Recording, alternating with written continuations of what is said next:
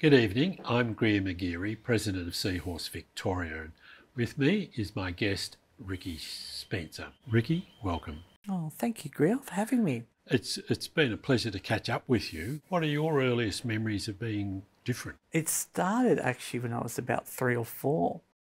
And for me, a part of it was a glimpse. I had very vivid dreams as a child. And the dreams that I had 3 or 4 were things like sitting in the car and in the back seat and not having any of my genitalia, like they were removed. And so obviously at that earliest age, I could identify that there was something wrong with my body, that it just did not feel right. And then I do remember, and there was 1 or 2 photos that I've seen, like when I was growing up, that where I would be having my mum's shoes on at 3 or 4, wearing around everywhere I went, and I think one of her old handbags as well.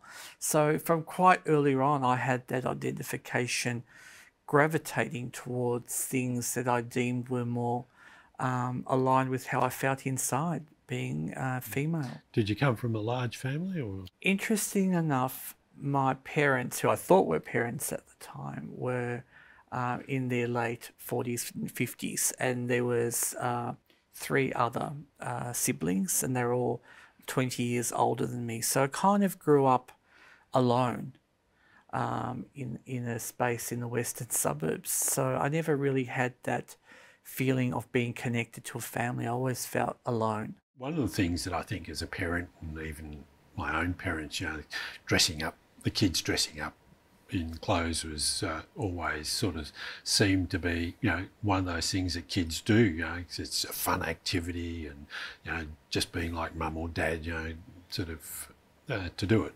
But to have that sense that, you really wanted to be weren't quite right in your own mind and body. Sort of a typical feeling, I think, for a lot of trans people. What sort of reactions did you sense that your parents had? Well, I think they weren't happy, and I think the people around them were extremely unhappy, because I do remember getting told off and hit every time because I do remember that feeling of feeling more comfortable wearing female clothing that I perceived as female clothing, at such a young age. And if I was wearing shoes or pants that my mum, I'm assuming it was my mum, put on me, I would be taking them off. So I just didn't like that.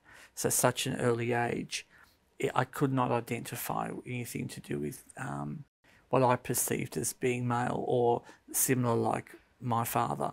So very odd. I thought from that very early on, I had that sense of that something was not right. And I do remember a lot as a very young person, say 4 or 5, sitting in the bathtub, looking at my body just with disgust, that it just didn't feel right. It just didn't feel right. And I didn't know the language, I didn't know the feeling, I just wanted it gone. And I guess perhaps many of us went through that feelings in that privacy or sanctity of a bathroom, where we could do that exploration of the self. So for me, my genitalia was something that I felt was misplaced. And I do remember always thinking, closing my eyes and wishing it would disappear. You sort of implied with getting hit because you were dressing as a youngster. Was that a super strict parenting? Or? Yes, very Catholic, very religious, going to church, twice a week, very observant. And I guess that was my kind of introduction to always being surrounded by violence and used to being hit. And so when I started schooling in the primary years, I was subjugated to bullying, I think, from day one, because I looked different. I sounded different with my voice. And in the 70s, if you look different, you sounded different, you're already going to be seen as a victim. And I wore that label very well for many years. And I grew up with that. So I would be the one that would always not be included in any activities, but always would be, people would hit me or throw things at me. And I do remember occasionally in early years that my mum would have to come to school because I'd always be picked on by someone, and I never had the strength or ability to protect myself. So I'd come home bruised and battered, and then I'd remember, then I'd get hit at home because I was causing a problem, you know, because I'd be hiding myself. Like I'd hide my mum's shoes in my bag and to try and put them on at school. And growing into a Catholic school, you know, and it was at those days you had your nuns who were kind of the people that were like, you know, the principals. And I remember getting the strap all the time in my hands because they'd be saying to me, you know, what's wrong with you, Ricki? You're supposed to be a boy. You've got to dress like a boy and act like a boy. Yeah, like I grew up in a Catholic family, but as I've said in other conversations, that my family was not dogmatic. We still went to Mass each week, and I became an altar boy at the youngest age possible. And, you know, like we did occasionally get the straps, but when I think back on it, it was over issues of integrity as opposed to don't do that. Just because the dogma said, you know, it's wrong, therefore we'll punish you for it. I remember one incident where we were in one of these dual classes. I was in probably grade 4 and the grade 6, and the odd person out, who was probably in his 3rd year of grade 6, was called out to the front, and the nun pulled the cane over her shoulder, touched the floor, and then brought it down over his hand. You know, and that was quite brutal, really. But fortunately, I never really got into that. For me, I was used to it. It was just something that would happen to me all the time. And I never understood it because I thought I was just being myself. And obviously that was problematic. And as you were speaking, it reminded me of the first instance that I guess part of myself was coming through, and I was about 5 years old. And I do remember always being removed from the classroom. So whether that was because I was different or didn't follow the rules, as it probably was in the 70s. And I do remember sitting with a little boy. And I think, I don't know if he kissed me or but I think he kissed me. And, you know, so he probably, you know, and I think it was my first experience of a boy kissing me, thinking I was a girl. And I really liked that feeling, you know, I was 4 or 5, and I remember it must have caused a huge thing because I think a teacher ran out and just, all I remember is being grabbed, taken away into the principal's office, and I never saw that boy again. I think they removed him from the school. And so even in my first experiences of being who I thought, you know, my authentic self, it was seen as problematic.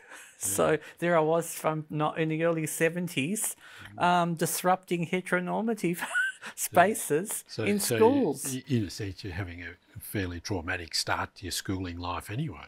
Yeah, and it kind of led my way through that journey where always felt different and never really belonged. And so I just got used to, like, okay, what's today going to be? Who's going to hit me today? So you kind of get used to that feeling. And, you know, once primary school finished, secondary school was just even worse. And I do remember having a premonition when I was in grade 6 thinking, oh my God, this is going to be terrible. I just had that feeling, you know, I just had that feeling because the worst part of it for me was, in those days, you'd have to go for uniform fitting before you start high school. And the colours and the grey pants and, it was just revolting. I could not relate to it. And I don't know if people listening would be the same. And the worst part, I have to just tell you, Greer, for me, and this went up till I was 16, was my parents would constantly, every year at the same time, get my hair cut. And I would be always begging, can I have my hair longer? Can I please have it longer? And they would always lie. They'd say, oh yeah, okay. And then I'd get to the barber And my father would say, you know, I was short back and sides, and I'd be saying, oh no, it's going to grow long. But no, and I'd end up looking so like the short back and sides, and it was horrible. And I'd go home crying and be in so much pain and not realizing why I felt that way. Did you have sort of self-harm thoughts and maybe Yeah. suicidal Yeah, thoughts? absolutely. It was common. I remember like at 5 or 6 running into a wall deliberately because I just didn't want to be there, because I had the feeling that I was adopted when I was younger. And I remember going to meet somebody who was a young woman who was darker skinned, and I never understood that. And I remember when I was 4 or 5, I'd always be running away from home every opportunity, and they would have gates locked. So the house they lived in was a fortress. They had gates, the windows were locked. I never had keys growing up, even till I left home.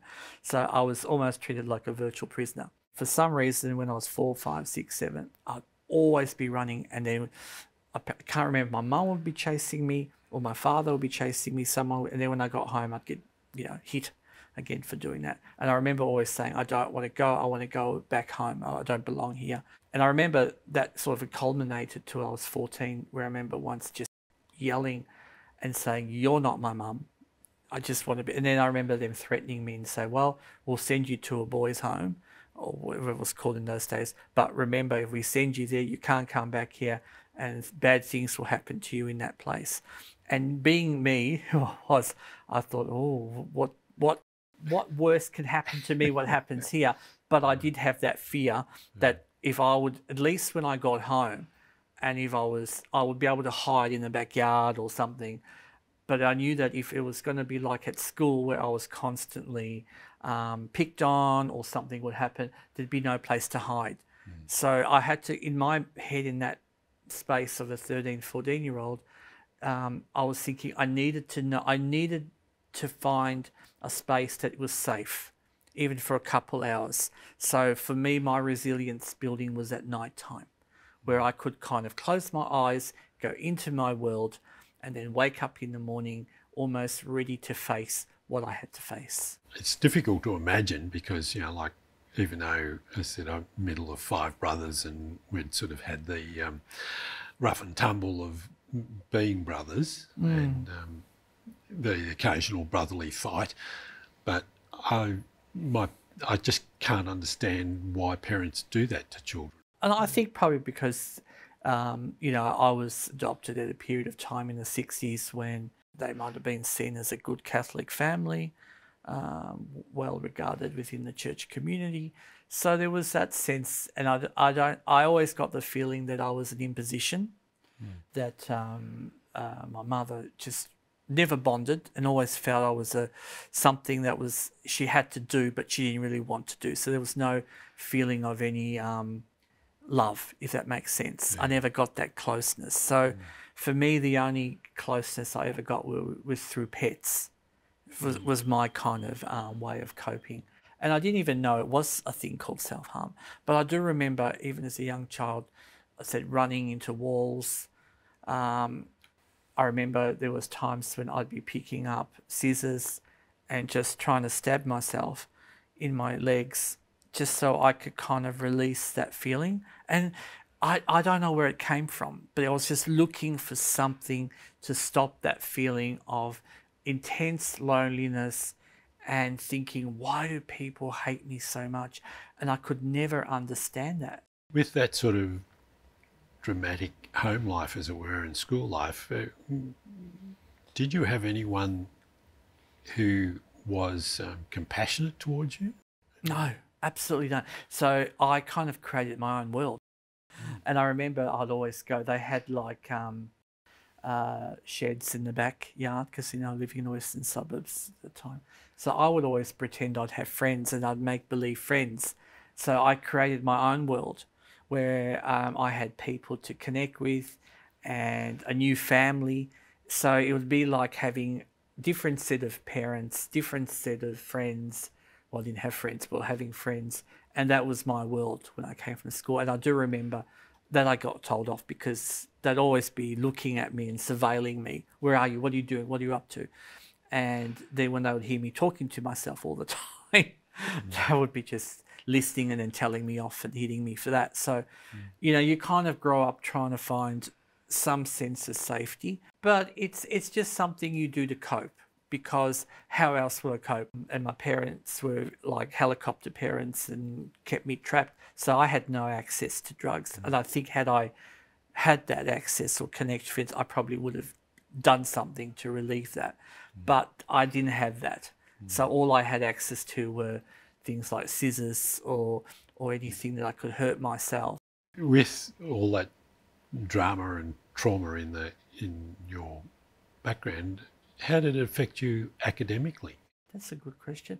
For some reason, I was able to get through with school quite well because it was during the lesson periods that I felt most safe in primary school, and even to some degree even in secondary school spaces, because there was some form of discipline and control that although I would be abused in the classroom, I wouldn't be hit because the teacher would be stopping that from happening. So I was able to draw my energy and look at, because I wanted to learn, you know, I was really interested, you know, and I had ideas about things I wanted to do as a young person.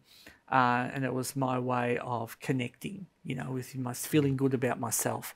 And it was the only probably time in the classroom where I felt safe. The only place in my world where I wouldn't be hurt, like I wouldn't be physically hurt, and I could kind of be allowed to think, if that makes sense. Having done reasonably well academically with that background, now you're leaving secondary school, and what's happened from there? Well, that's a good story, because in 86, I was doing my final year at the Catholic school, and that was horrible. I thought at that stage, you know, I got to year 11, bullying was still there. You know, that's when they had co-ed then. So now not only was I attacked by the boys, but I was now attacked by girls as well, because I was different. You know, my voice, my look. And this was during the period where we had Boy George, and I would have thought, you know, people were more accepting, but they weren't, you know, because at that stage, I was like the only gay in the village, the only gay in the school. There probably was few others if there were at that stage, but again, no one would want to associate with me. And my sanctity that I found as well, I forgot to mention, was the library, because I would go and hide in the library and just be as like an invisible little mouse hiding there. So it would be my way to run away from the bullies, you know, to hide in there without being hurt, or because the worst fear for me was not being hit, but being spat on or someone throwing something on me, because how would I explain that? And if I got home, I would get hit for that, for why not keeping my uniform clean. So you had to look for ways to protect yourself. So I remember in year 12, that was my final year, and I was doing so well. And I remember I had had enough, because one day someone had hit me in the back of the head. And that was just something triggered something in me, because I stood up and said, I can't take this anymore. Why do you hate me so much? And I remember it's something within me, it just rose. And it's like my point of thinking, all the culmination of years, I stood up finally, you know, to the bullies. But what was so sad was that the teacher told me to be quiet, to sit down, to calm down, and didn't ostracize the person for hitting me. And I just thought, this is just bullshit. I thought, so I walked out of the school. And I remember I went home and I said, I'm not going back to school. And in those days, in the 80s, it was, you know, I don't think they cared, my parents, you know, what I really did. I think they were glad I was not home.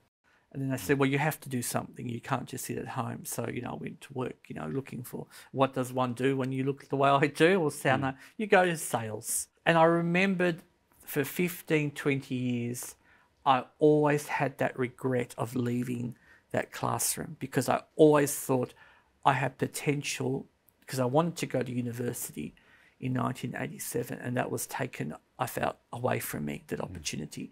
And then I went back to do year 12 in 1988, at a TAFE college, and by that stage, everything was different. I went to a TAFE college that was very open out in Swinburne, and, you know, my life, it just changed, you know, from being around like-minded people like myself, young, you know, dyeing my hair blonde. I'd run away from home. That's a long story.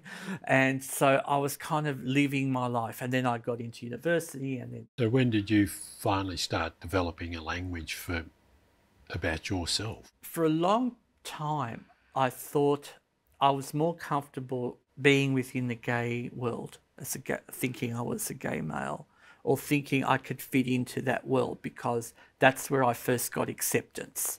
So even in the 80s, the only time I had seen anyone that was probably felt like myself, there were what we would call performers, drag queens. And I thought, but I'm not kind of like that. I didn't want to be showy, if that makes sense. I just wanted to be me. And I thought, well, I don't really feel that way because I don't really want to entertain in front of people. I wanted something different. But I never felt a sense of connection, if that makes sense. So for me, it was like I went into, you know, because there were clubs, there was the Peel, there was all these places, and I got involved. But I was never happy, and I never fitted into the gay world because I drink alcohol to, you know, to an extent, to a large extent. And I almost remember feeling sad. You know, you get to that point where you drink and drink and drink, and then all of a sudden the goodness goes away, and you're there with yourself, your true self. And I felt so alone. And it was that feeling of something's wrong, I'm not being me. But I lived with it. I didn't change that until my late 40s, you know. So I kind of thought at that stage, again, I didn't really have a language for trans, you know, and this was before internet. So again, we had TV, I think, and we had a radio and magazines, but I didn't meet anyone that was trans who could guide me or help me. I was still afraid to be myself because I'd still been in connection with my family, and they did have a psychological hold over me. Because I remember that when I did come out to my parents, my mum said, I don't care what you do, but don't you ever wear a dress. I remember her saying that to me, and that stood with that. Those words were so sharp that stood with me right to my 40s. Are your parents still around? I don't know. I disowned them completely 7-8 years ago. I think my father passed away, and I don't know if my mum's alive. I found out I was adopted. That was more confirmed to me in my late 40s, and that my mum was from the stolen generation. Well, I'm sorry, I'm from the stolen generation. My mum is Indigenous, so I've been trying that journey to find that. Yeah. And it's still a complicated journey for me because when you I feel like my whole life has been a lie. In some ways, I've been, in some ways it makes sense why I never fitted in, but it's like as though part of me, I still have a fractured identity. I don't really know who I am. I'm still trying to find it, but I'm so happy being a trans woman. It just, you know, I remember one night waking up and thought, I can do this. Why can't I just be myself, you know? And that feeling, it was the most euphoric I've ever had in my whole life. And when I got up, the first thing I did was I went to Savers, which is like an op shop if anyone doesn't know. Yeah. And I just went straight for the women's clothing. And I was nervous. I was scared, I must admit. But that feeling of buying jewellery and a top and thinking, and then coming home excited, putting it on. And I thought to myself, oh, it felt so good. It was like going home when I was 4 or 5, wearing my mum's shoes, and that comforting feeling. And I felt, why didn't I do this earlier on? But for me, it was the right time. You know, I was no longer afraid to be myself, to reveal myself to those people who had been in my life for decades. I could be me. And that feeling, I have it till today, that doesn't leave me with a smile on my face. And, You know, yes, I'm in my 50s and, you know, I don't look the same as I did when I was in my 20s. But for me, it's not about the outer beauty, it's the inner beauty. And it's being your authentic self that I just love being a woman. I must admit, that's one of the things that you know, while I sort of had a fairly successful career in my original career, so I had a very successful sort of life as my boy self, but and as a family, you know, husband and a father, and you know, with kids and grandkids and now a great grandchild. But I always felt like I was hiding behind my own mask, you know. So in other words, you know, only if people could see me and not necessarily dressed as I am now or in a dress, but just I was hiding, you know, I was giving this very good facsimile of myself. Coming really to terms with being open about yourself and admitting that openness sort of takes away a lot of the tension and the stress and all those other things that were there in the past. Greer, it's the most incredible feeling I've ever had. And I should say that when I did my first degree and I went into work, and then I went back and did my social work degree, and I worked as a social worker for over 20 years. And I worked in that period when we had the whole HIV and AIDS became the stigma, you know, of being associated with our community.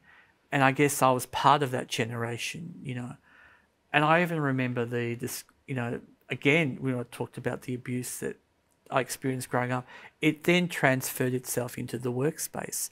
And I remember working for the government department at the time, the government department, I should say. And I remember one of the employees or co-workers said to the team, one of the team leaders, "I do not want to sit next to that." So I was referred to as that, even though I was presenting as a gay male.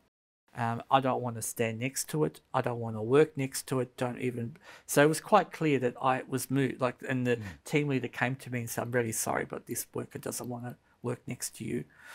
And you would think that, and this was in the 90s. And I thought, but you know, I was so used to always being excluded that to me was the norm. And I said, "Oh, that's okay. I'll just go elsewhere." And today I would have just probably thrown a glass of water over the person, you know. But in those days, I accepted it, and I just dealt with it, because for me, any attention I got from men was okay, because that's what I was used to. And when I reflect now and I think to myself, I don't want others to go through what I went through, you know. And that's sort of how I feel now in where I'm at, where you were mentioning about, you know, being my authentic self. And I remember when I left social work, the career I'd always wanted as a child was to be a teacher. That was my dream, to be a teacher wearing a fabulous dress, you know, the long hair, and, you know, maybe it's my idealism of the 70s. I don't know. I probably watched too many of those 70s shows. For me, Greer, that's sort of where my activism really became into fruition, because I started my transition when I was doing my teaching degree, and I was like the oldest student there. And I remember that once I affirmed myself, and that's when things really, I realised that things haven't changed for our community. So we'll sort of elaborate on that. You're at uni now still? Yeah, doing my PhD. What's the PhD in? It's disrupting heteronormative spaces within high school settings in the first 3 years of high school to support transgender, gender diverse students. In doing your uni degrees and now your PhD, what are the challenges you're finding? When you are different, when you present as a non-abled, diverse looking, gender queer person who's mature age, you're going to stand out. You know. And I do remember when I was teaching that the work would come quite a lot because I was presenting as a gay male. But once I said to the schools that I'm affirming myself, I'm a transgender person, and I like to be, you know, referred to that, work dried up straight away. and I'd applied for over 50 positions, and every position that I mentioned I was, you know, a proud transgender woman, I would not get an interview. It'd be like the standard, thank you, but no thank you. The letters where I did not, or in my resume, disclose I was transgender, I went to the interview, I would just be confronted by stares. And it would always be like, the questions would be very one-dimensional, as I would say, yes or no answers, and I'd always get the same response, thank you, we'll call you back. And I would be having my folio, I'd be talking about all the work I've done, no interest whatsoever. And at one point I thought to myself, Ricki, I think you need to lose weight, darling. So I still talk to myself. And I thought, because I think you need to lose weight. And I'm thinking maybe that was the reason why. And I thought, no, maybe it's because, you know, I can't walk as well as I used to. And then it just dawned on me, oh my God, here am I thinking in the 2000s that being trans was okay, because, you know, we hear about in schools how you have individual learning plans, we accept diversity. But the reality is, if you're a teacher, we do not want you to be trans or gender diverse. We want our teachers to be binary. You're either male or female. Although I do know somebody who has been a trans person who has been employed as a teacher this year. They were a couple of years ago employed, but circumstances meant they decided not to continue with that particular work, and then this year was employed. So it is possible. It's very challenging, and it's really difficult because, and I can understand that from one aspect, the schools think, well, how are we going to accommodate this? And their stakeholders, and I get that parents may find, oh, do we really want our child to be around somebody who's trans? And the comeback I would always say to people is, well, why is that such a bad thing? I'm not imposing my value of living as a trans woman. Every conversation I do in a classroom is based around curriculum. And we live in a world that's so binary and heteronormative anyhow, that why is it so bad to have people like myself to be role models for all young people and allies to understand us? But we are seeing that, because with the, and I think it should have been called the Freedom to Discriminate Bill, there is that push, particularly from religious institutions or institutions that say they're religious. One of the great things that I've noticed too, in talking to a lot of people that I've over the last several years, is that most young people don't care. They're my friend, you know, and they don't pay attention to that difference. They seem to understand instinctively about, oh yeah, they're just another person. Absolutely. And in my cases, when I have worked as a teacher and I've taught across special needs schools through to mainstream schools, I will have kids come up to me, and especially working with special needs kids, because there's no filter. So they will say, and I used to say, are you a male or are you a female teacher? And I'd say, well, I was born a male, but I feel like a female. And then I'd think, I said, oh, okay. And that really got to me, because that was the time I realized, wow, this is all I wanted, that affirmation from a young child that accepted me. But it's like I was saying, the most obstacles I find are from the actual staff. And it's because they feel that there would be some sort of that there'd be a problem. So there's always a kind of, everybody's thinking there's going to be a problem, there's going to be a problem. And the reality is there is no problem, because, you know, foremost, I'm a teacher, an educator, you know, who happens to be a trans woman, who happens to also have a disability, who also happens to be from stolen generation. So there are many facets to my personality, or my identity, I should say. But doesn't change me that doesn't mean I'm not a good teacher. I don't care.